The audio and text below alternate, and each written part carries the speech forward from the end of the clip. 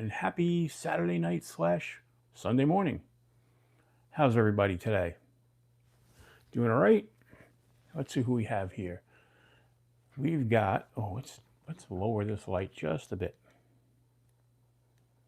All right, there we go. So we have, who do we have here? We've got the Appliance Guy, East Coast Ghost, Robert Jones, channel member, Angelo in the house, Leda Rodriguez, channel member, Angelo's also a channel member, Neil McKenzie celebrating 7 months of being in the Explorers Club. Welcome in, welcome in. Douglas Wagner. So Neil is going to get, I gotta do this, hold on. Let's get all messages. All right. You are gonna get a lightsaber salute.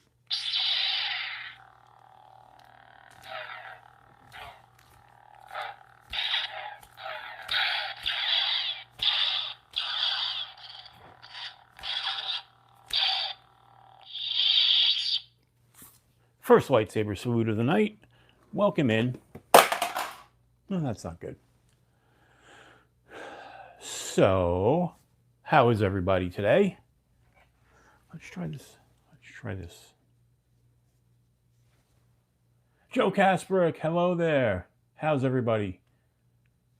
All right, let's play with the lighting just a bit.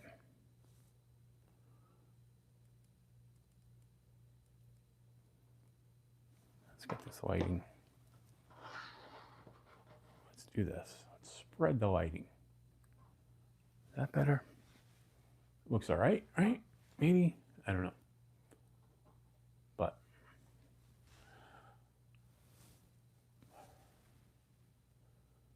Dawn and Chris Lowery, hello there. Welcome in, welcome in.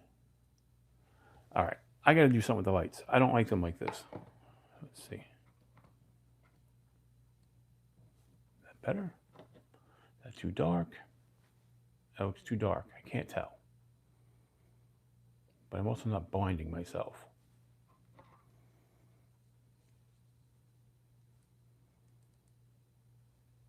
If I go this way and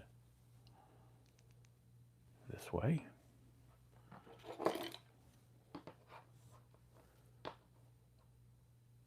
Okay, I think that'll work.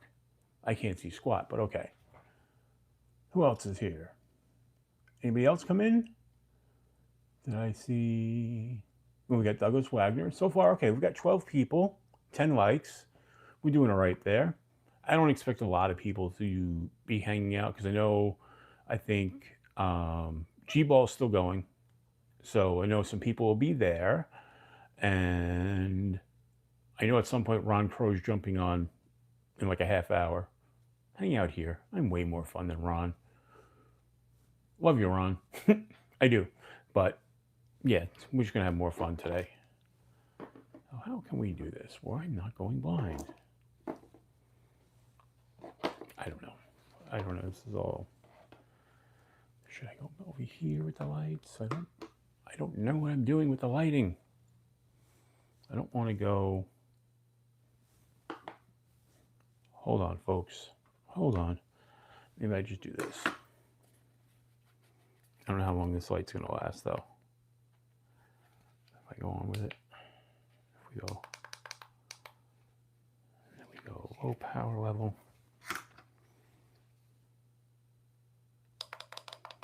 Put this at its lowest power level. Hold, please. I just have to fix the lights. Again, this was totally unexpected to go on tonight. I just decided, well, I'm not doing anything. So if nobody else is doing anything, let's all hang out. And there we go. We'll go with that light. We'll go with the studio light. That's better. That's better. I'm not blind and you guys can see me. All right.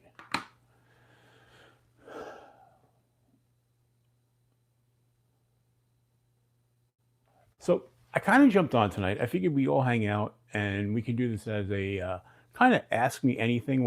We don't have to stick to knives. We can talk about just about anything, you know. So if anybody's got any questions, let me know, you know.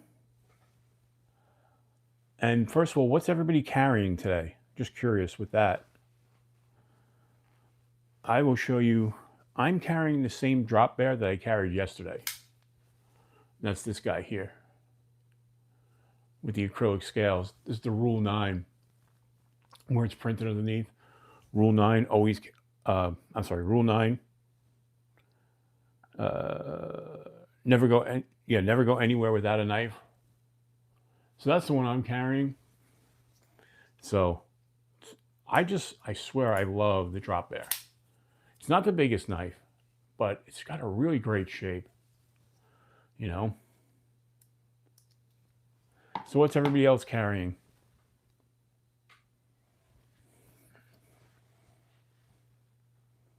And by the way, we're still doing our live Sunday thing tomorrow. This is just kind of more of a, like I said, this was a spur of the moment. A few hours ago, I decided I'm going to go on.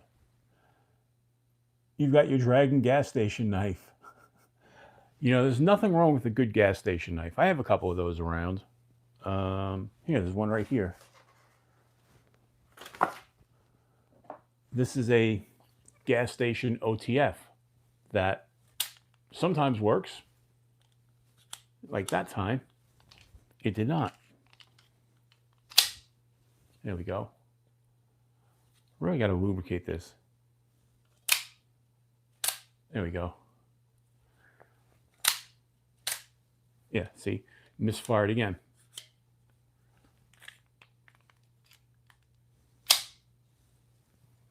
It goes off track, but definitely a gas station OTF.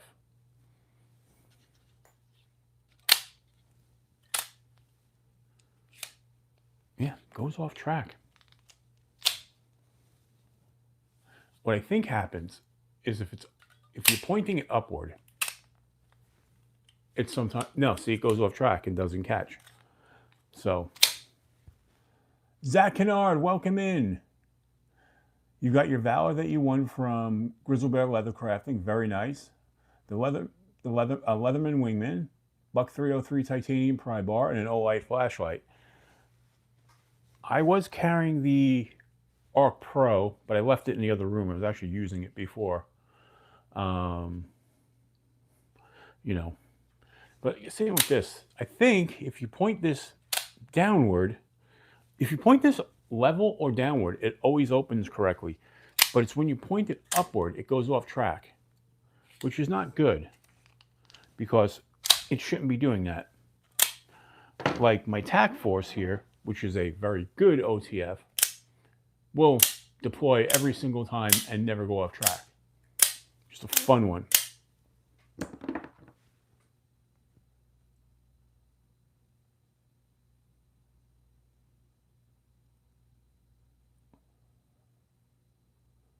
Okay. Bobtism, welcome in. Let's see. Zach Kennard, I think I just said hello to you.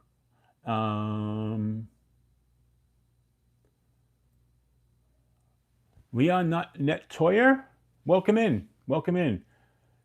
Wyvern Kodiak, hello, Sam. How are you, buddy? So like I was telling everybody just a few minutes ago, this was kind of an unexpected show. I just was kind of bored tonight. We didn't do much today. Weather was crappy here. Even though it was warmer, it was like damp and rainy all day, so didn't do much. Tomorrow we're going to go out. It's going to be a beautiful sunny day and finally hitting some warmer temperatures. It should be around 55 to 60 degrees. So with that, we'll be out tomorrow, out and about, doing outdoorsy things. You know, looking forward to that. I'm actually going to put together my day after we go off the stream tonight. I'm going to be putting together my new day hike bag. So I showed you guys that bag a while ago, and I still haven't filled it. But I've got a whole crate of stuff there for, when I say crates, like a little milk crate. So I've got a whole milk crate of stuff ready to go to be put in there.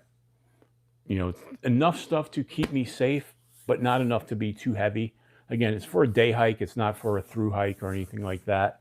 But there is just going to be enough that if there is an emergency, you know, I'm prepared.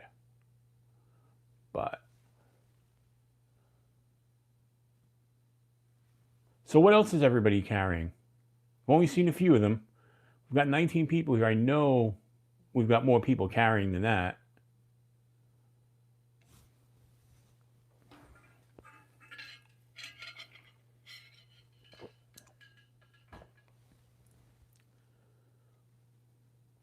One of the things I have to put together tonight is my new fire kit.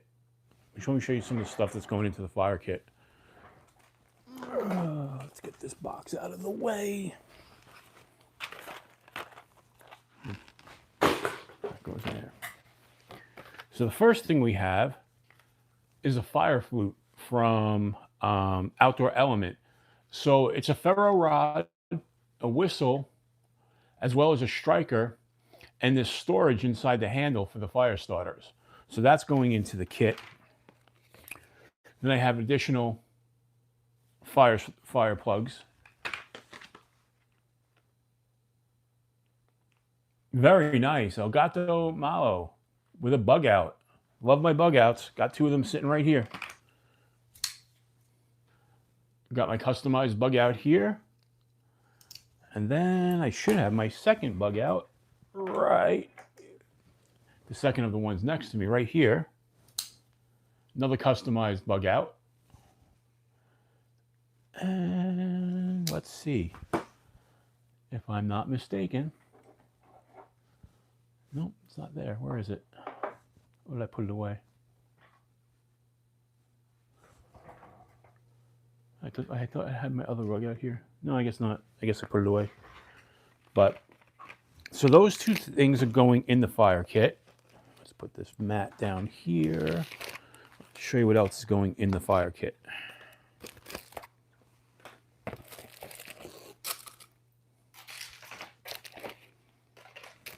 It's gotta go in the fire kit. In the fire kit. Let's see. I've got for the fire kit. I've got stormproof matches that are going in there.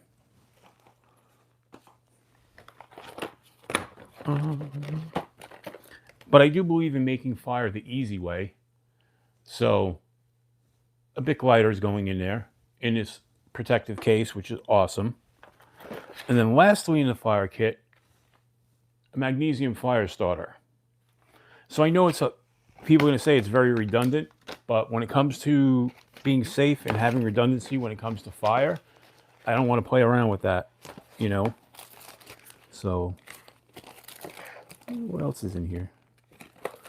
You know, but there's also all kinds of stuff. Emergency tarp that's going in there. Emergency tent.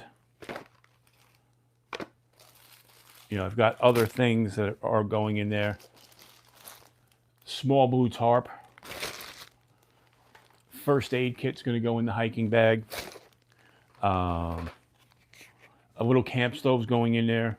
Spoon. There'll be at least 1 Mountain House meal in there, just in case something happens. You need to be out there overnight. At least you'll have a meal with you.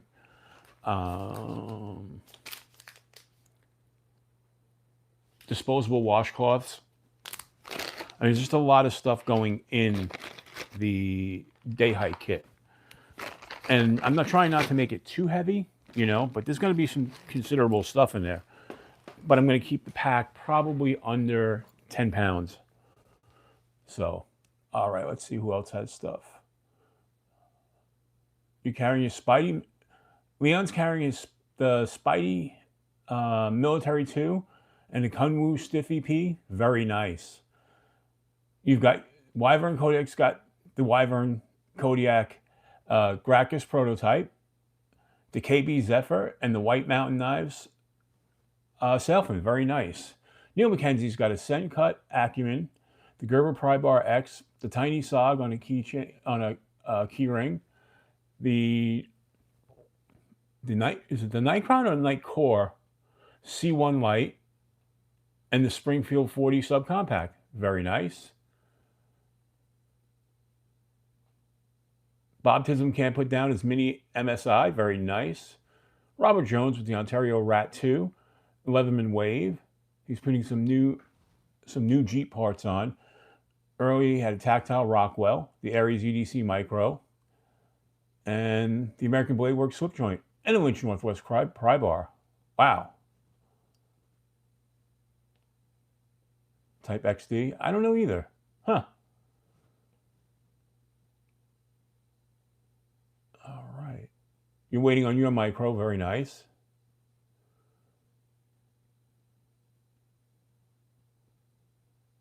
You were asleep when I decided to go on, Jen. I decided to go on, I don't know, 8-ish, 8:30-ish, somewhere around there. But you were asleep, and then you went to bed, and then here we are. So, Joe Kasparek, you've got your Griptilian Mini, your Mini Griptilian, your Phoenix LD30, and a Bluminati poker chip. Very nice. Burning Stables Forge. Welcome in, buddy. By the way. And you've got your Ruick P138B. Very nice. And now you can't go to sleep. That's because you slept earlier. You were sound asleep before. But very nice, very nice. So that's we got some nice carries in there. Jaybird. Hello there. How are you? Very cool that you're in the house. Jaybird, what are you carrying today?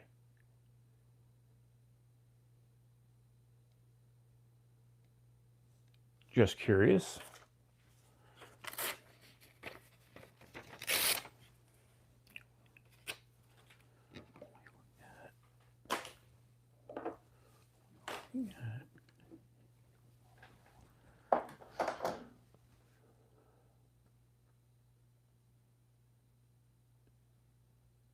That's a good question, Robert.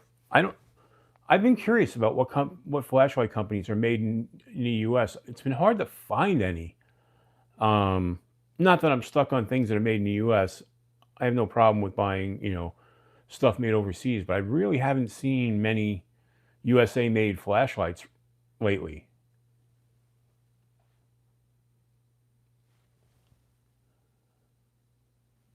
Yeah, the thing about Surefire is, one, they're expensive, and two, they don't really have anything I'm particularly thrilled with.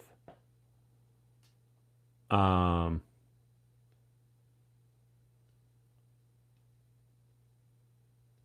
right, have a good night, Jen. I will talk to you in the morning. So, I mean, maybe I have to look more at Surefire, but I haven't really seen much. Yes, gotcha.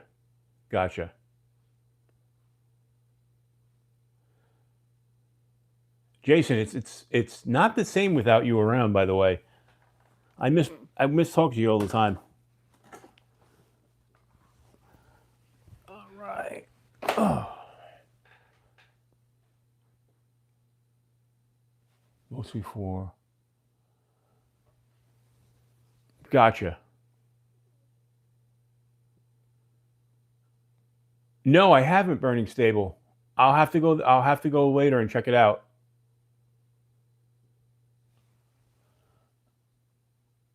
Designed here, made in China. Oh, okay. You get a lot of that, You get a lot of stuff that's made, designed here, made overseas. Especially in the watch world. In the watch world, almost nobody makes their own movements. So even all the micro companies that are made here, they're outsourcing their movements, whether they're getting, movements from Japan, Swiss movements. They're still bringing everything in from overseas. Nobody's really making movements in-house in the US anymore. In fact, I watched a fantastic video explaining all the companies that make movements and the quality of the movements. And it's pretty amazing. you know, where all the movements come from, the different tiers of movement. And it's amazing how Miyota is putting out so many of the movements that are used, you know. Bob, even back in the day, we really didn't make automatic watches here. We assembled them here. Even like your old Timexes, they still used Swiss movements. So that's one of the things. It's not like, you know, I guess somebody could, you know, could really, whatchamacallit, could really come up with an American made movement. But yeah, no, I gotcha. But I don't think there would be a market for it. Not enough. There wouldn't be enough of a demand, because you can get, like, you can get a Miyota movement that is fantastic for $35. Got some t-shirts, very nice, ready to go. Thanks, that's what we get them. Very cool, Sam. That's awesome. I may have to invest in a t-shirt. Speaking of which, I have plenty of merch available through my merch store. So there's a lot of stuff, and you can actually even go in deeper into the web store, and there's more available than what's just here on YouTube. Oh yeah, 100%. We moved out of manufacturing. But here's the thing, we did and we didn't. We moved ourselves out of manufacturing on daily consumer goods. We're still manufacturing the big stuff. And what I mean by that, we're still supplying other countries with weapons. We're with aircraft, with ships. We're making the big advanced technological stuff. You know, all kinds of planes, you know, commercial and all. That stuff we're making here. But it's the consumer goods, the usable goods that we've basically farmed out, the low technology. You know, people, and I hear people say, well, you know, your computers are made over in China. Yeah, computers, believe it or not, are low technology. You know, it's just one of those things.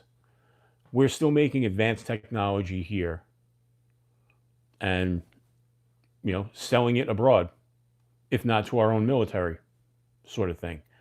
That's the kind of technology we're still producing.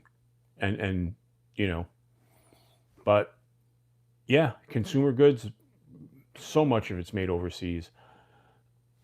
You know, I hear this argument too about American labor is so much more expensive, and that is true. But I also think sometimes American companies are greedy about the amount of profits they want to make. You know, you can make things competitively priced and not overcharge. I understand charging a little bit more because you do have to pay American wages and benefits and all that stuff. I get it. But I think some companies just milk it for all they can. For instance, my beloved Benchmade. Benchmade, I think, overcharges on every knife they have ever sold. There's no reason why. Like, there's a new Magna Cut edition of the Bug Out. That's a Knife Center exclusive. Okay? And I'm going to put it to you this way. They're charging $200, which, okay, isn't bad. It's only about $80 more than a standard Bug Out. But why would I get that when I can get a Kershaw Bel Air in Magna Cut for what, $150? Save $50 on it, and to me, it's actually a better knife. You know, I think there's some companies who do it to themselves.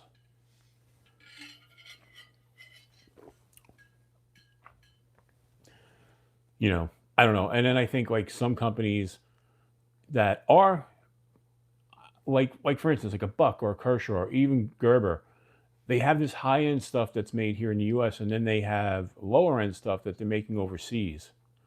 I don't think they do themselves any favors with that.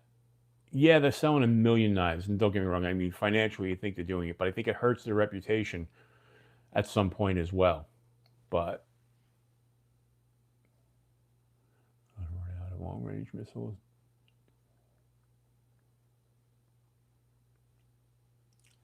I would be suspicious of that, Bob. Not to get all political, I would be very suspicious about that. I don't believe that one bit.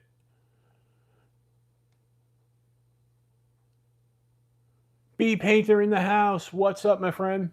Welcome in, welcome in.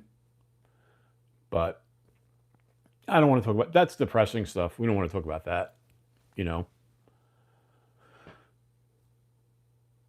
Wow, we've been on a half hour already? Holy crapola. It's going by quick. But let's talk more fun stuff. Let's talk about knives and all our fun stuff, you know. And let's talk other stuff. I didn't want to do like an all knife show tonight. So, like, if you guys want to ask me about my guitars, my watches, or anything else, feel free. This is a kind of an ask me anything kind of show. Oh, don't worry about it, Bob. I don't mind. I don't mind at all. You know, there's so much depressing crap going on in the news right now. I just want to have fun, hang out. You know, if you see my shirt, you see this logo here? This is for a punk rock band that I became friends with out in California. They're called Super Bean. And they were called Bean, and then they broke up, got back together a few years back, and became Super Bean. And they put out a really great album. And then I don't know what happened if that they're broken up again, but the Super Bean album is amazing. If you like punk rock made by older guys who kind of get it, they're the band to listen to. You know, no, I haven't bought a new guitar in ages. The last new guitar I got, which was 2 years back now, because I haven't been buying, is this guy over here. We'll grab it. We'll grab it off the rack. Is it over there? Yeah, there it is. This guy. This was the last new guitar I bought. This is a Monsoon by Leo James. If you look at it, I don't know if you'll be able to see it, but you've got some great tiger striping in the wood. Let's get that up close. And it's just a really amazing guitar. They made this to be a real budget banger. These were coming in at like, I want to say, just around the $300 price point. And high output pickups. What I love, one volume knob, that's it. No tone control, and just a switcher. 3-way switcher. You know, hardtail piece. And this thing is just meant to shred. It's got a flat, fast keyboard, fretboard, and just a really great guitar for the point. And this was designed by Richard James, who's got a YouTube channel. I'm trying to think. The Bald Shredder is his channel. And he's a really great guitarist, and he designed this along with Leo James. And Leo James is an Asian company, again. But their owner, Leo James, which is not his real name, but that's what he goes by, is a guy who gets guitar playing. And he puts out some great quality, inexpensive guitars. So, but yeah. Fred the Lug's in the house. Hello, Fred. Absolutely, Neil. Punk definitely lives, you know. Mr. Mouse in the house. Hello there. Yeah, it is a beautiful guitar. They also had that one in a green colorway as well, but I like the purple better. I also have other guitars that are green, so.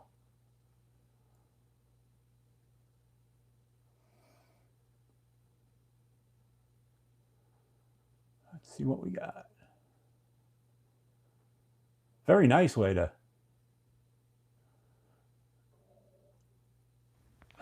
later at work Monday, I'll go through my studio pictures so you can see all the guitars. Yeah, there's quite a collection in here. But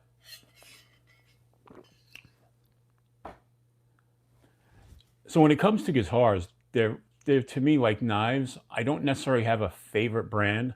I have guitar companies that I have more of than others, but I don't think I have a favorite brand. Like I have more Fender guitars, and then after that Gibson than any other brands. Do I think either one of those is the best brand? No, I just happen to have a lot of them. I have a lot of Ibanez as well. Love Ibanez, you know. But anybody else play? Just curious.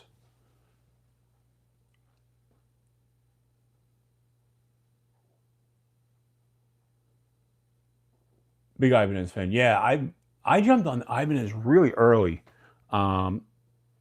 So EDC King, what's up? The mainliners? Yeah, absolutely. 100%. That's the same thing with me right now, Wyvern. I am not playing like I used to. I used to play all the time. I mean, but in fact, there was always a guitar sitting next to my couch, and a lot of times at night, I would just get up, not reach over, just grab it and strum and play.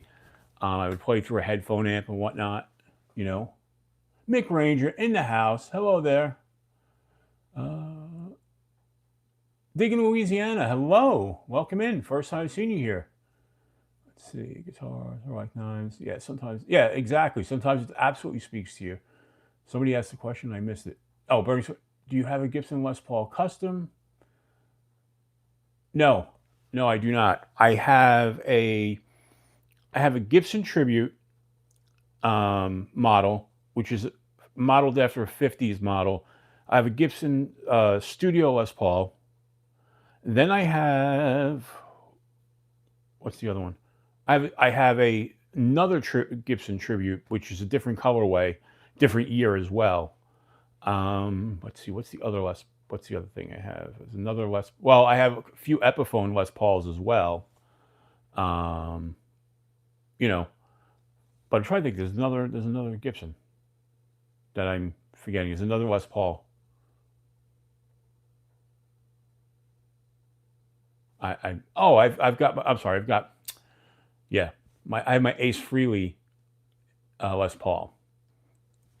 So that goes with a whole bunch of my Kiss guitars. I've got, let's see, 1, 2, 3.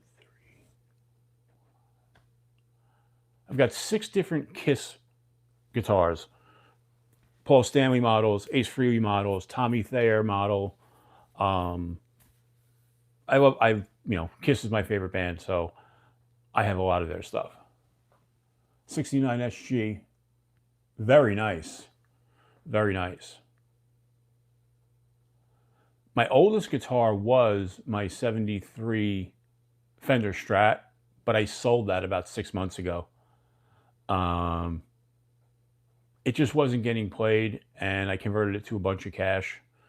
So it was just time to let it go.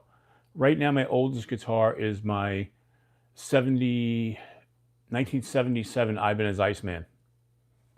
So that is probably, yeah, that's my oldest in the collection.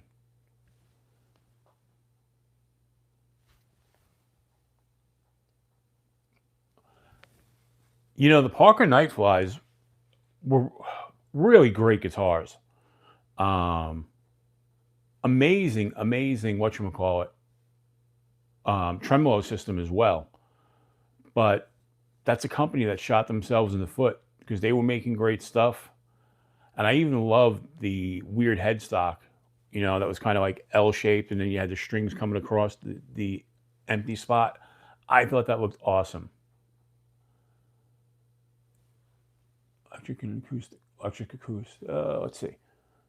You've got your dad's Gretsch hollow body, very nice. Your granddad's Gibson electric, an acoustic, and a bunch of other cheapies. Yep. No, 12 string. Nice. Nice. I actually can't move it. It's holding up the lights. I have an Ovation from the 70s when they were still made in the USA in Kalamazoo. So, you sing more than you play. The Ibanez was your dad's. Very nice. Very nice, Leda.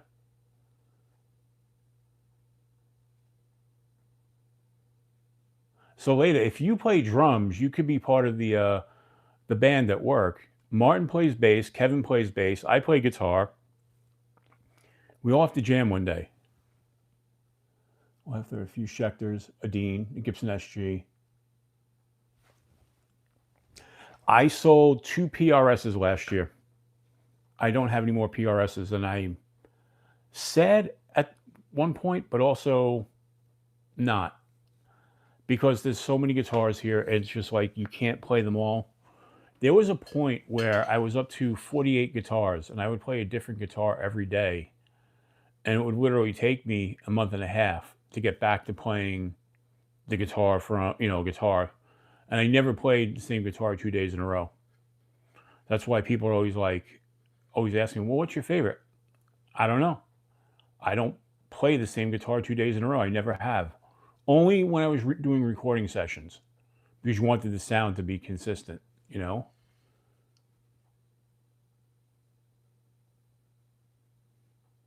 There you go. Yeah, unfortunately, Kalamazoo, what happened was Ovation got bought by Cayman, and they became part of the Cayman Music Group, and production moved overseas with them, which is kind of sad. But the one I have over there, but it's literally holding up my lights on that side.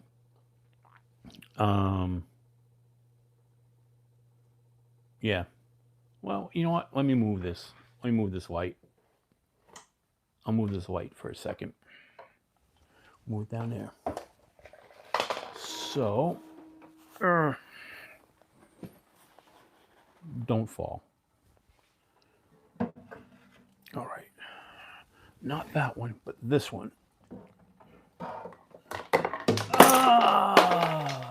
That is terrible. This is it here.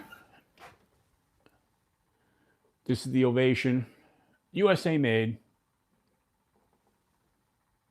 Round body. And these things sound great. It's a thin bodies. Electric acoustic. Fantastic guitar. But if you know anything about them, they're really hard to play sitting down because of the round back. They always want to slip off your leg. Unlike this old beater acoustic. It's an old Montoya. An old Montoya that technically doesn't belong to me, but I've had it now for like 30 years, so it's not going anywhere. And then in this bag, I'll show you something really cool.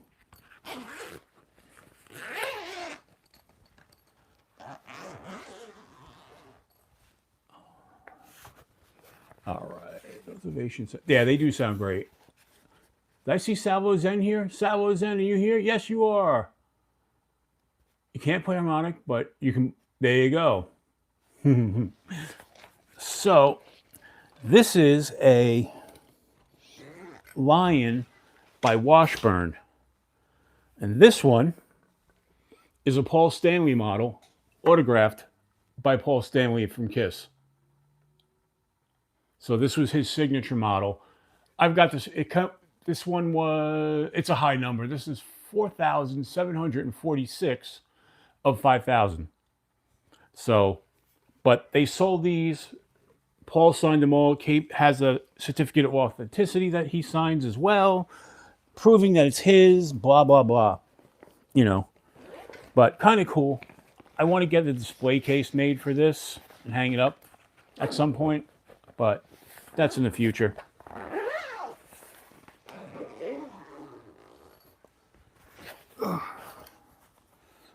But yes, this room is just full of guitars. And I killed all my wrestling figures. So I have all these, what they call wrestling buddies. And I knocked them all over when I moved the light because it hit one of the wires. And they went flying. John Cena. Not the late great, but the now retired John Cena. We've got The Rock. And a whole bunch of others fell, and I don't know where they went. I'm going to have to find them. But they're here. They're here somewhere. They went flying across the room. But it's all good. We'll put the light back up where it was. Hopefully it'll cooperate. I don't think it's going to stay where I want it. Or will it? All right. We got it back up. Let's see. Any other wrestling buddies around? No. All right. We're back. Anybody else come in that I missed? We've got 22 people hanging out. I appreciate that. The Tasteful Thickness. You're new and a cool guy. Favorite Kubrick film? Okay. What is? Well,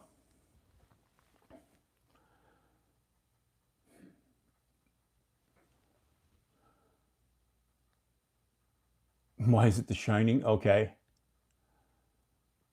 Why is it? Very nice. No, I think Kubrick for me, it's going to be 2001. If I had to say.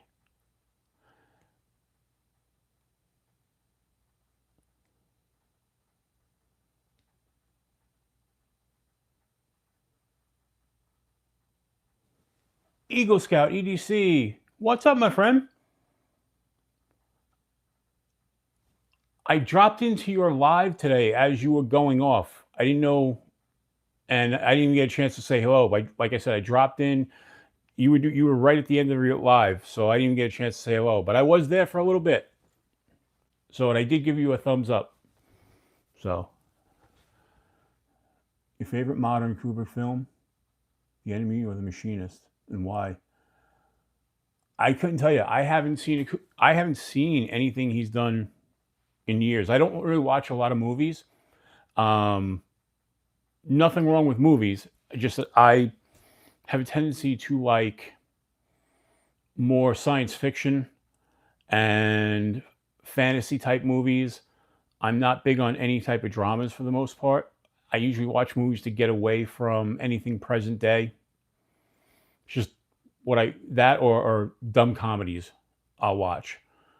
But for the most part, I don't have a lot of time to watch movies. I'd like to watch more movies, but I just don't give myself enough time between YouTube, work, music, and every other thing under the sun. Sports. I watch sports every single day. I'm a big sports fanatic. So I'll choose watching sports over movies, and it's not that I don't like, movies, because I do. There's a lot of other stuff on my plate. So, and did that go off? There we go. But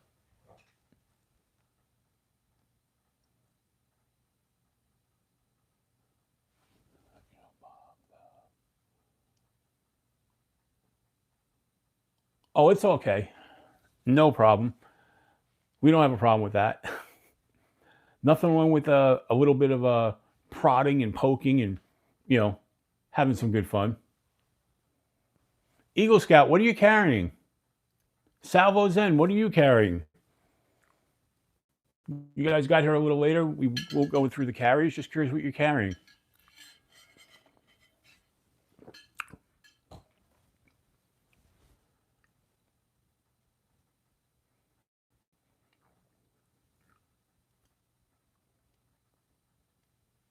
If anybody's going back and forth between this live and the Quiet Carry 9, very nice. Carried your Hogue Deca. and one of my penguins. The Hogue Deca is still one of my favorite knives. I love that knife. You know, to me, there was this time where you had the bug out, the Hogue Deca, and then you had the Gerber Assert, and then right after that, the Kershaw Bel Air, and they were all competing for that same spot. Obviously, Benchmade being the first, but I think, honestly, I think Hogue, the Deca, was the best out of the four.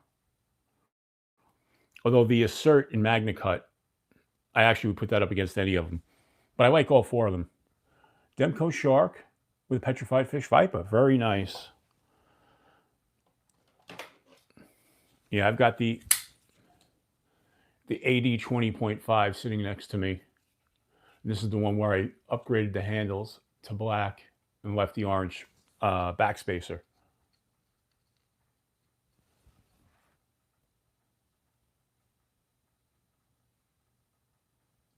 Troop 34, New York. Oh, very nice. Tasteful, are you in New York? Because I'm originally from New York. I grew up in Brooklyn. Although I was not an Eagle Scout. I was a Boy Scout, though, for about a year.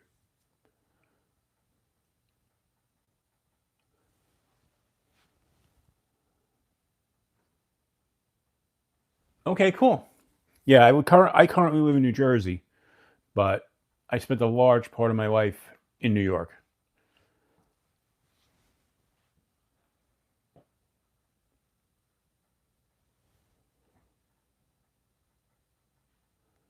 It was, like I said, I was only in the Boy Scouts for a year. Two of my best friends, brothers, both became Eagle Scouts. I just had other interests. And also too, it was rough because in the city, my parents had to drive me to get there, and they both worked, and it was tough, you know. So that made it a little tougher. But I had fun for the year I was in, you know. It was a lot of fun. I wish I could have stayed in it the whole time.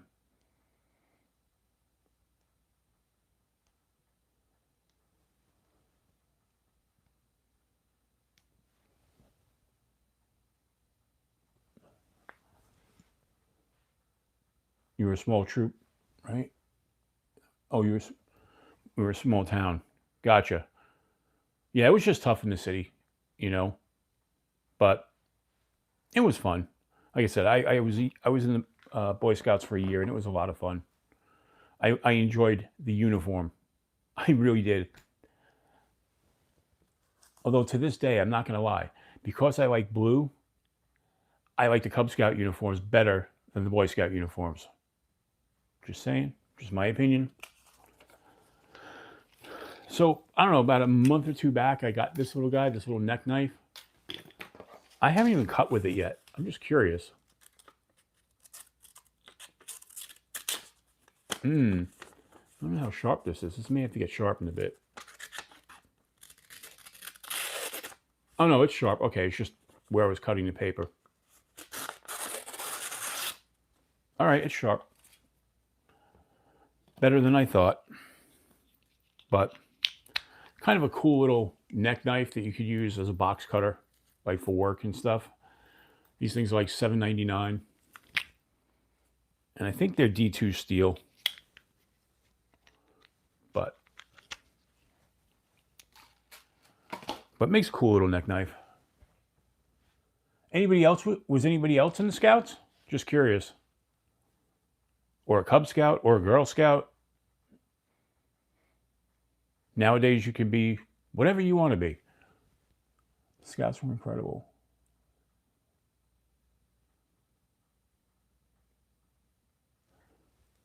Just curious, where in upstate New York are you? Because I work in Middletown in the Hudson Valley. So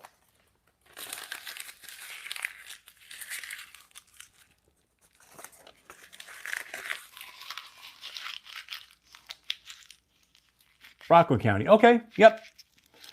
very familiar with Rockland County. So, my favorite thing was making the pine cars, and that you'd race them. That was always fun. I remember doing that with my dad. Cargo boat races, very nice.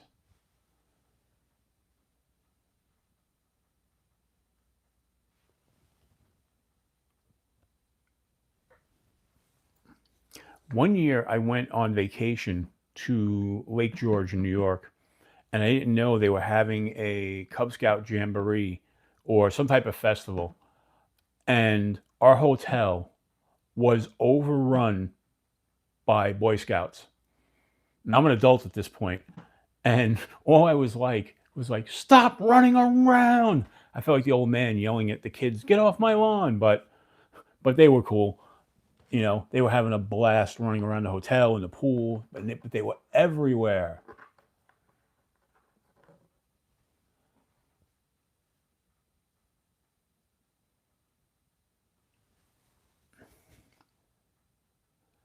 Dave from El Paso. What's up, my friend?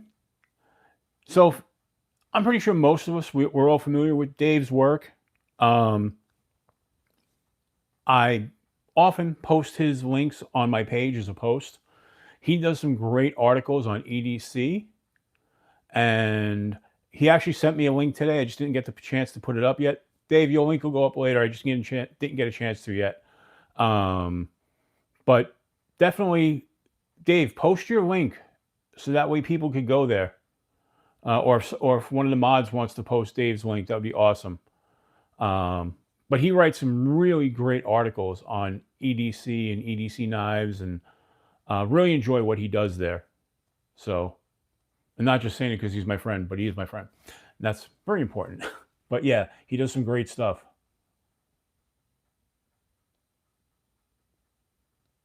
Gotcha.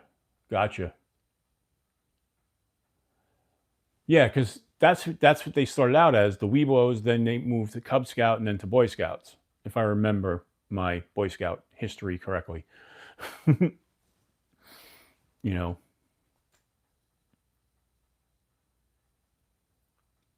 Thanks, Mr. Mouse. I appreciate that. But an Indian Guides. Nice. Dragoon LSK member for 4 months. Dragoon, you get a lightsaber salute.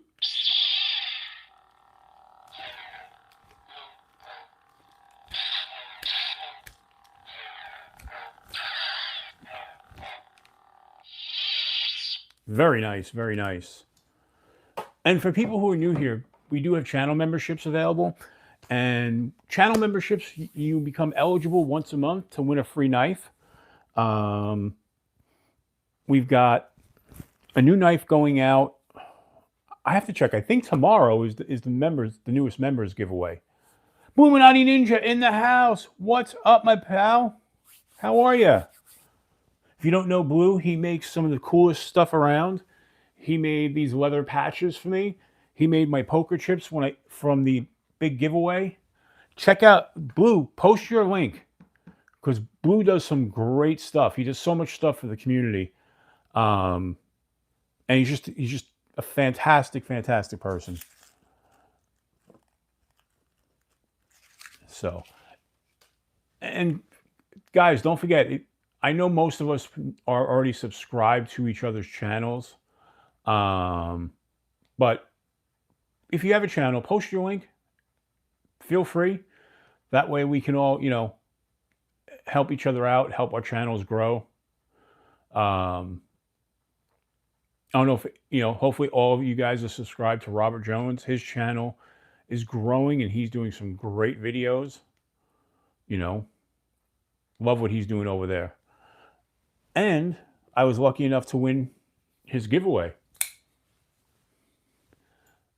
This is the ProTech Cambria 2 that I won.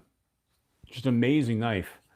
That one, and now, and this one, This is the Ferro Monster Aurora Rays. This one was given to me by Joe Kasperick, who's here in the chat. And this one I won from Robert Jones. Two of these are really up there as my favorite knives. This one is my favorite, the Aurora Rays. This one is just a great knife. It means a lot to me. You know, Joe's generosity with this just still to this day overwhelms me. But yeah, I love this one. Really nice. Just the deployment is so great. And that button lock works really well.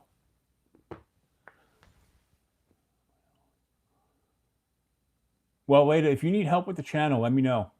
I can help you with that. Yeah, that ProTech is really gorgeous, Sam. I love that knife. You know, I have like you guys know, I have a lot of favorite knives, but some of these stand out more than others.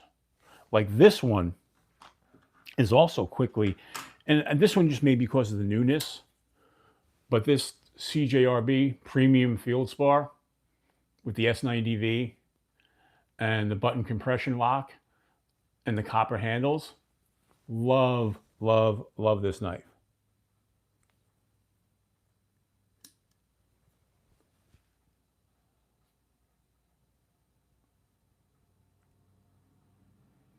Yeah, 100%.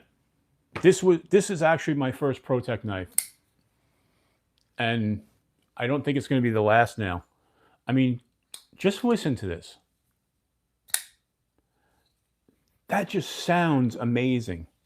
You know, acoustics to me are very important on a knife. You know, like for instance, my bug out, it's a great knife, but you don't get the same acoustics. You know, it's a damn pretty knife, this one, but you don't get that same sound. Same thing, this one. You just don't get that same sound, you know. But this ProTech, man, just amazing.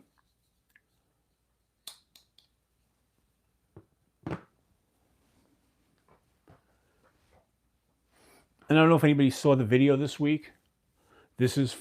I dropped the video this week for VYRkniv. This is a new company to me. And this one actually sounds really good. But really, to me, new company. I wasn't aware of them until they reached out and contacted me about doing an unboxing and a video. But really like this. I mean, this is a $20 knife, D2 steel. Fit and finish is really good. Sharp as anything. I showed that in the video. Ergonomically, really nice. Big knife. Multiple ways to deploy. Great access to the liner. And just $20 price point. You know, if you're looking for a inexpensive knife that you can beat on, this one's built really well. Fit and finish is really good. And I recommend it. It's not a perfect knife. There were some things, if you watched the video, that I didn't necessarily, or I think could be improved. There's nothing I disliked about it, but there are things that could be improved. But hell, it's $20, you know. And I sent that to the video, and I sent them some feedback on that. So hopefully they make some changes. But their website's really good. They've got about 12 knives on the website in varying price points, down to like $18.99 all the way up to just $24.99 for their top line knife. You know, and on their top line knife, 14 and 28 blade steel, you know, even on their lowest knife, right? It's an 8 MOV, or yeah. So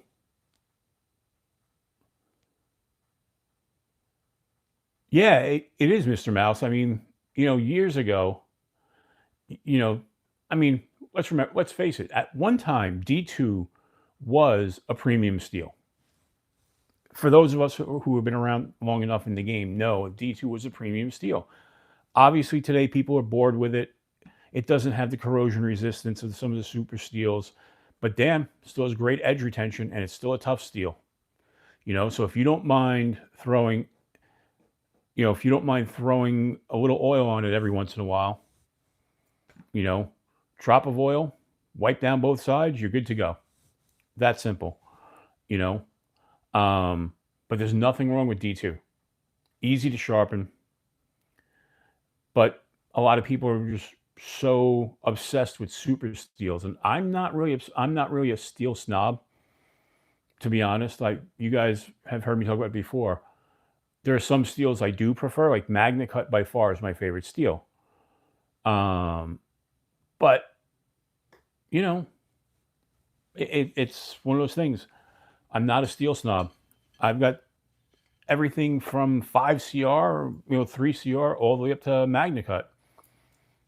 Doesn't matter.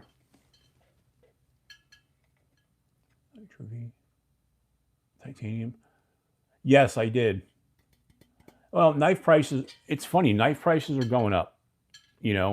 I would have never thought about paying, $106 for those materials. I wouldn't have. But now it's not surprising to me. Think about this. Just 3 years ago, literally like 3 years ago, your most expensive Civivi knife was $60. Now they've got knives up to $100. I mean, and you can't find the $40 Civivis anymore. They just don't exist. That's where Sencut lives now. And Sencuts, geez, you used to pay $25 for them. Now they're all around 35 to 40, 45 in that range. Jesse, what's up, my friend? How are you? So, I've talked about this before. Knife prices just keep going up, and I get it. We all know why it's going up.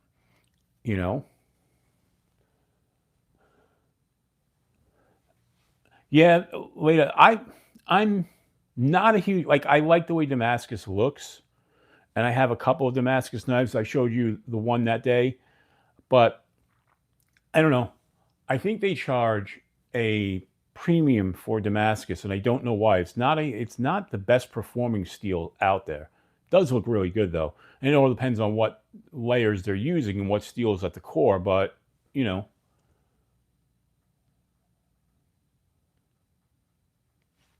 send me.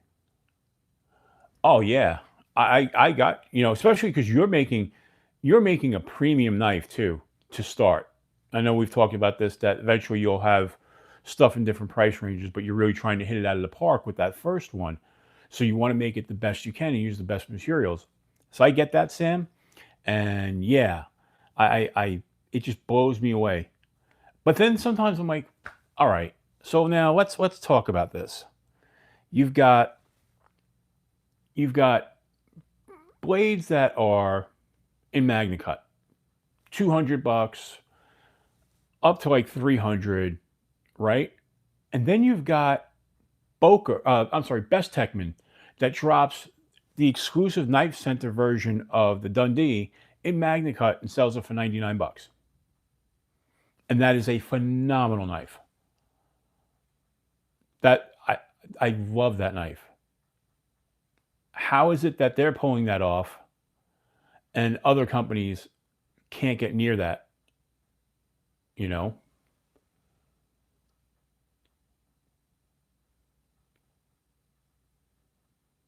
That's a big secret that'll shock everyone.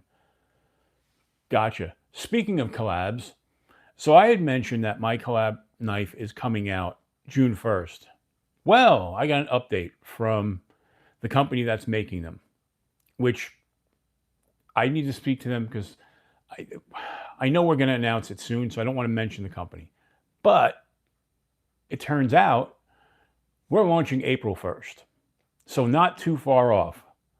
So we're actually going to be at the Lehigh Valley, Pennsylvania Knife Show, where we're going to have them for sale to the public for the first time. So that's going to be cool.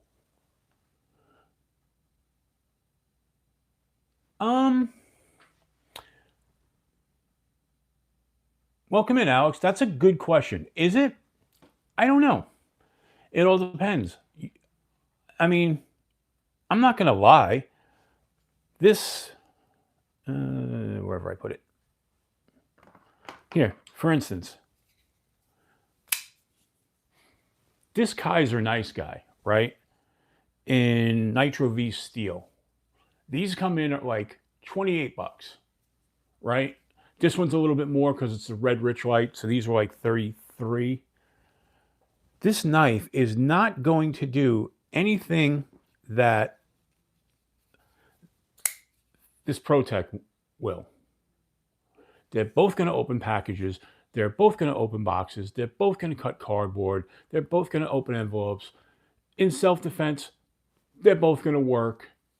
But with this one, I never have to worry about it. The edge retention is going to be amazing. The toughness is going to be good. I mean, the thing about MagnaCut is just a good all-around steel. It does everything well, but doesn't do anything great, okay? But it does things better than most, you know? Where this one, okay, this has good corrosion resistance, but Nitro V doesn't have necessarily the edge retention of some of the other steels, so you'll sharpen it more. But it's still a good steel. So to answer your question, I mean, yeah, exactly. You're right, Alex. That's my point. You can do just about anything you need to do with this knife. You know, the same thing with this VYRkniv. You know, it's D2, so you're going to have to worry about a little bit of corrosion. So if you lived in a rainy place, like say a Seattle, or a humid place like Florida, you're going to have to maintain it much more than if you are like in, you know, in a dry spot like Arizona or someplace like that, you know. But will this do everything you need to do? Yeah, it's going to cut open your boxes. It's going to cut open your envelopes. It's going to, you know, slice paracord. It's going to do everything you need it to do. So do you need to spend a lot? No. But a bunch of us are knife collectors, and we like knives, you know. I mean, hell, this knife here is my wife's grandmother's knife from the 1930s. This knife will do everything that you need a knife to do. So, you know, there's no lock on this, obviously, but this will make every cut you need it to do. This thing's ridiculously sharp. And considering this knife was from the 30s, it's in relatively good shape with very little corrosion, you know. And what do I do with this? Periodically for my wife, I just coat it with a little bit of Flitz polish. And this knife, like I said, has been around since the 30s.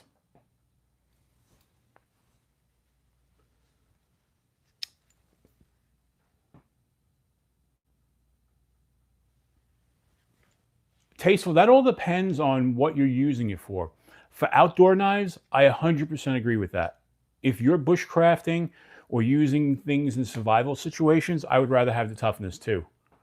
But for everyday EDC tasks, I don't necessarily need the toughness. I'd rather have the edge retention. But again, it all depends. In my fixed blade outdoor knives, hell yeah, I'd rather have toughness any day of the week. You know,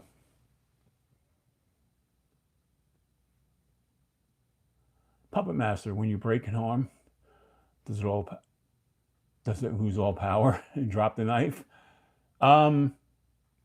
It could. Let's see. Just think of the average person who wants a good pocket knife. MagnaCut will work fine. I mean, MagnaCut's, yeah, 100%. It'll work fine. But I don't know if everybody needs a premium blade, you know? Big fan of Vanex, yep.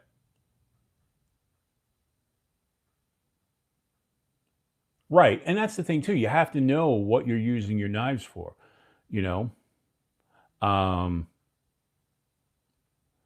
You know, Vanix is really cool. I would prefer MagnaCut over Vanix myself, but it is a great steel. You know, I mean, LMAX is another great steel, but you know, S90V is really good. That is what this bug out is. This bug out is S90V, where this one is only S30V.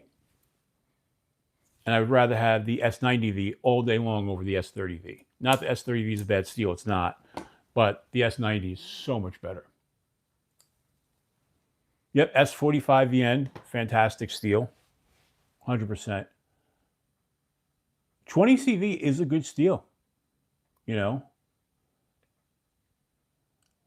You're a fan of what you win. Hey, there's nothing wrong with that either. Nothing wrong with winning knives. I've been lucky I've won a bunch of giveaways. So, you know, in fact, I won G-Balls giveaway not this week, 2 weeks ago. 2 weeks ago? Yeah, 2 weeks ago. You know.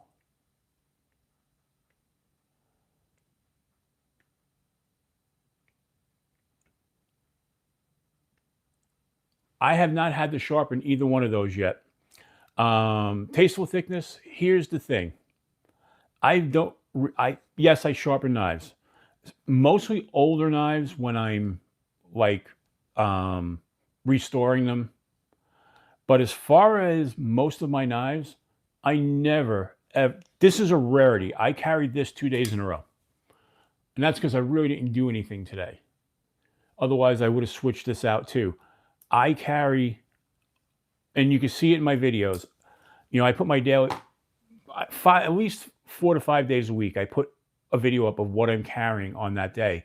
And almost every day I put a video on a post on Instagram and TikTok showing what I'm carrying. I almost never wear out blades because, one, I use a different blade just about every day. It takes me months in my rotation to get around to using a blade twice. So unless I'm doing it, like, there are times where I will carry a knife specifically for reviews, but it's hard for me to say, yeah, this is going to be easier to sharpen than that. You know, I just rotate my knives. And that's the one thing about having a YouTube channel where you review knives. You wind up with a lot of knives, you know. And even with that, I said I was going to drop the video this week, but I'm holding on to the video. I have a video that's going to be coming out about the what's the truth about knife collecting, basically, is what it's called. I don't remember what we're titling it, but and the truth about knife collecting is the same thing about guitar collecting. It's the same thing about watch collecting. One of the things I will tell you, and I'll just throw watches in there as an example. So when I'm collecting watches, right, I get a bunch of watches, and I'm like, okay, I need to get a protective case for these watches. So I get this nice glass top case that holds 24 watches. And now I put my, say, 8 watches in there. And I'm like, oh man, I got a lot of empty slots. I want to fill those.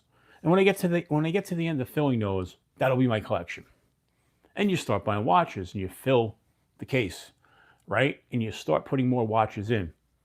Now you get to the point where, like, oh wow, I've got 24 watches, but you know what?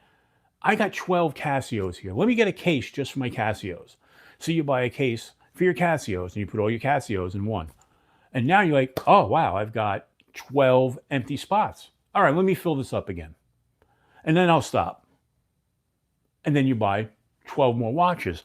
And now you're like, oh wow, you know what? I've got like 10 Timexes. Let me get a case just for the Timexes. And you put them in a case. But now you got 2 empty slots in the case for the Timexes. So you're like, I'm going to justify it by buying 2 more Timexes to fill that case. Oh, but now I've got all these empty slots in the main case. All right, let's keep buying watches. And you go down a rabbit hole and you just buy stuff. Well, knives were the same way for me. You know, I probably have more Kaiser knives than any other brand other than, well, I can't say that. Kaiser, NAFs, are probably what I have the most, and RoseCraft, you know? Yes, Sam, we are 100% hoarders when it comes to this stuff, you know? So as I'm going through my collection now, and Swiss Army knives, I've got probably Swiss Army knives I've been collecting since I was a kid, you know? Well, the TS Prof, they make amazing sharpeners. I don't have one myself, but I know a lot of people who use them. What I have as far as sharpeners go, I have WorkSharp field sharpener, the micro field sharpener. I have this setup here, which is your 4 different diamond plates with your level guide right there. And then I have the WorkSharp, the electric, right here.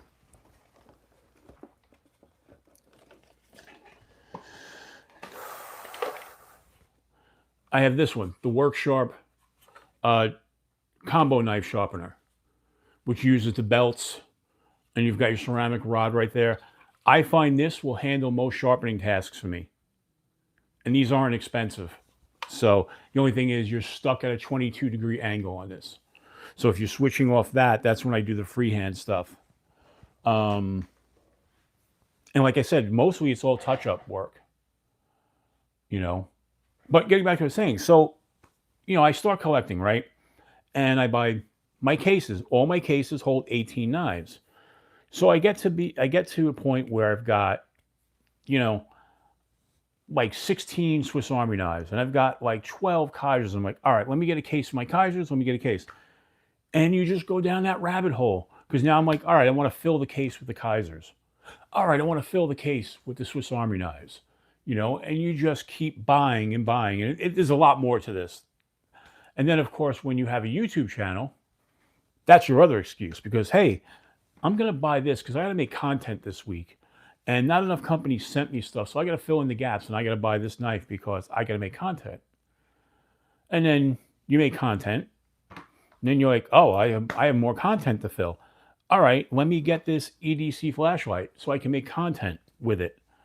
And it just goes from there. And you constantly, when you have a YouTube channel, say to yourself, I'm buying this, and you're justifying it because I have to make content. So, and anybody who's got a channel knows what I'm talking about. You know, you justify the cost of it because, hey, I'm making content with it. You know, and that's why, like, I could reach out here and just, you know, pick up literally right to the left of me, to the right of me. 1, 2, 3, 4, 5, 6, 7, 8, 9, 10, 11, 12. 12 knives right there. In front of me on the table are like another 12. Over here to my left on the couch, and this is just stuff that's not even in cases, just sitting loose, there's probably 50, 60 knives sitting there.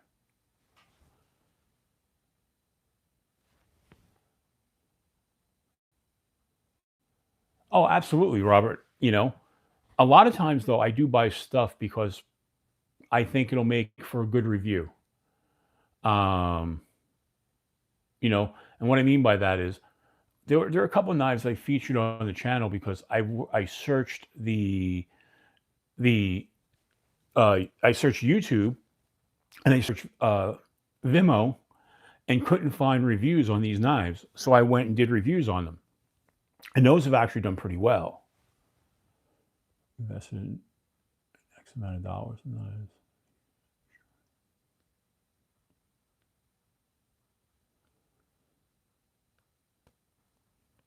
Oh, 100%, Dragoon. That's what happens is companies will start to take notice, and don't be afraid to reach out to companies. Put together a nice letter explaining what you have going on with your channel, how many subscribers you have, how many views you have, what kind of content you make, you know, and all that. If you have, you know, if you have TikTok and you have Instagram and Facebook to go with it, how many subscribers you have on all of those and all that good stuff, and present to the companies. You'll find that a lot of companies are willing to work with you. Now, when I had 500 subscribers, that wasn't the case. Now that we're approaching 3,500, a lot more companies are willing to send me stuff. Also, too, I have a track record of making videos. So a lot of companies have been, repeats, sending me stuff multiple times, and you build up relationships, like Finch. I have a really good relationship with Spencer at Finch, and he likes what I do. We talk regularly, and they pretty much send me every new release to review. So you wind up building up that trust with companies. Now, do I get as many knives as, say, Metal Complex or Big Red or the bigger channels? No, but I'm getting knives pretty consistently. At least once, twice a month, I'll get some companies reaching out, and I've got more companies that I'm working with. I got more stuff here that I have to do videos for. But it's one of those things. It's knife collecting just becomes a lot. Realistically, at the end of the day, how many knives do you need?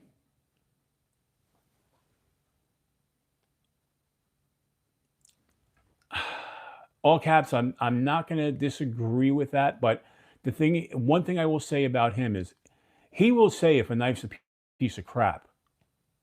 Where there are other channels, and I'm not going to name names, but you guys know who they are, that there's never been that they're basically they might as well be the Billy Mays of the knife industry.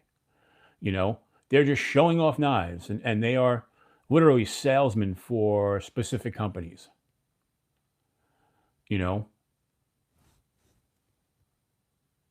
It's ET knife roll. Yes.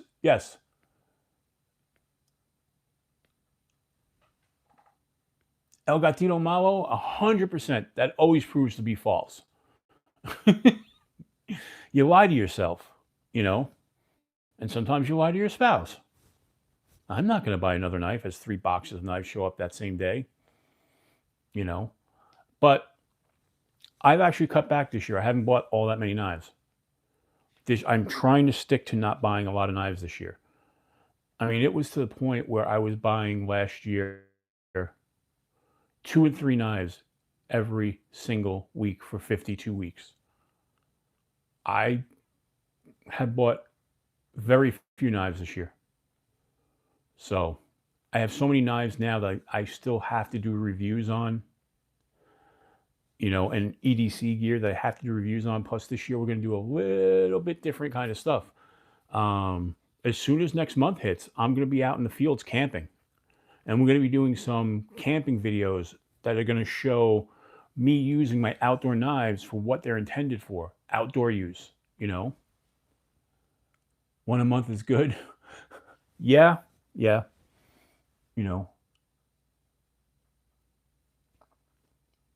Oh, 100%, Sam.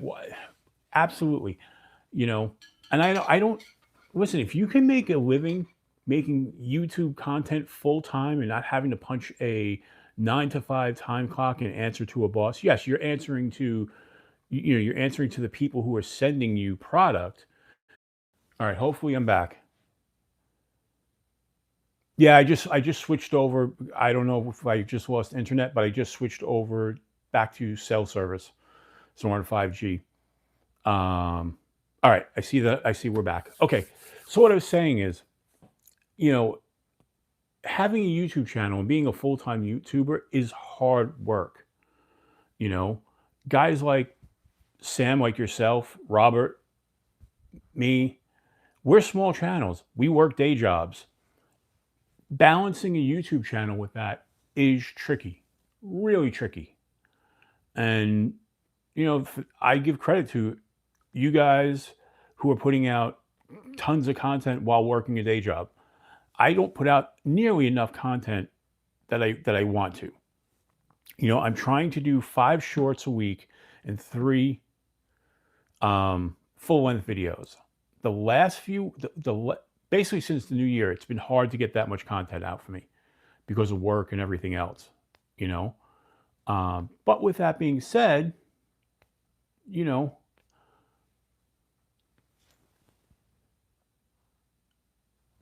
You got it, Robert. Have a good night. Mr. Mouse, you have a good night as well. We're going to be signing off in just a few minutes. We've been on for an hour and a half, and we're going to move the clocks back, or move the clocks ahead in a couple of minutes. I've actually already done that on this watch. So that way when I go out of the room, we'll be all up to date. So, but, you know, it's tough. So the guys who are making their living doing YouTube full-time, more power to them. You know, guys like Lefty, guys like G-Ball, you know. And then you got guys who are putting out content like they're full-timers, like Bees. You know, the guy's putting out content constantly. And, you know, he's still working his full-time job.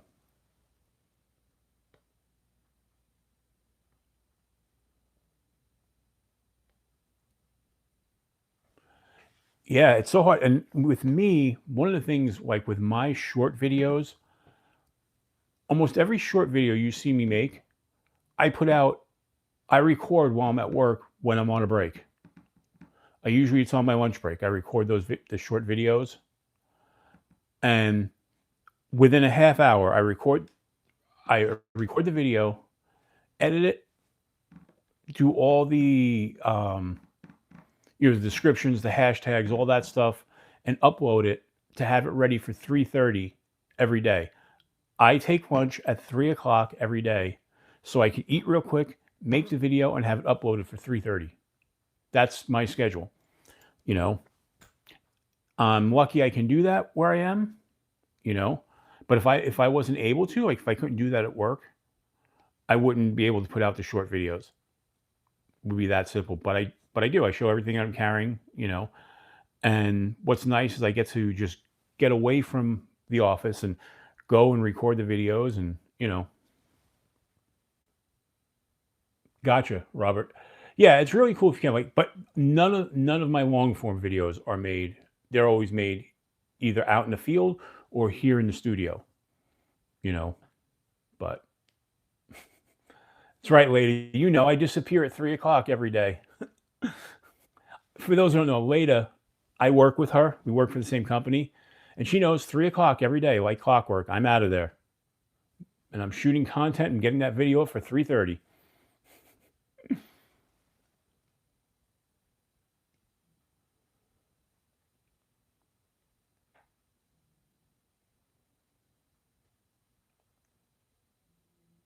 Josh04, what's up?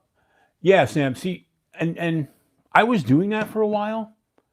And then one of the things I started doing instead was, instead of doing a short video on the stuff I had done in the long form, I just started doing what I was carrying every day. And that's why I carry a different knife every day, because I'm shooting those videos, and I'm trying not to repeat, you know, like you may see a short video, like a 2-minute short on a knife that I recorded the same thing 2 years ago. It's because they're just in rotation. You know, it's just the way it comes up. And there's so many, considering that, like, my short videos generally get, and they haven't this last couple of weeks. I think that's because I got off the schedule when I was sick and whatnot. But generally they usually hit 1,000 or more views. And most of those views come from the shorts feed, and it's not from my subscribers. So chances are they haven't seen that knife anyway. So I don't mind doing that, you know. But all right, it is now 3 a.m. officially, because the clock's just moved. It's actually 3:03 officially. So does that mean we've been on for 2.5 hours? No. But with that being said, since it is now 3 in the morning, I'm going to log off. This was a fun one, guys. I appreciate everybody coming by and hanging out on a late night Saturday. And don't forget, we will be doing the live tomorrow as usual. And tomorrow is the monthly members knife giveaway. So you still have a chance, if you're not a member, to sign up and get into that. So that'll be fun. And I've got some stuff that I'm going to show you that's going to go in with that giveaway. But yeah, I had a good time tonight. Really appreciate everybody coming in. Love you all. It's been fantastic. And thank you. As you guys saw this week, I posted, we broke the 400,000 view mark, which to me is huge. I never thought I would have got there. You know, J1 Doobie, hello there. I didn't see you here. I'm sorry if you were here the whole time and I missed you. I apologize. You know, but I remember when I was at 50,000 views and my wife made me up that little plaque. Let me just grab that real quick and show you. So there was a point where I was at 50,000 views and I thought that was the bomb. And I was really happy, and my wife celebrated that with me. And now to break 400,000 views is just really amazing. So I want to thank all of you. And with that being said, we'll say it because it's time to say it. We're going to sign off. But remember, until we meet again, keep your blade sharp. All right, everybody, you guys have a great night, and I will talk to you tomorrow. Hopefully we'll see you all in the lives. Have a good night, everybody.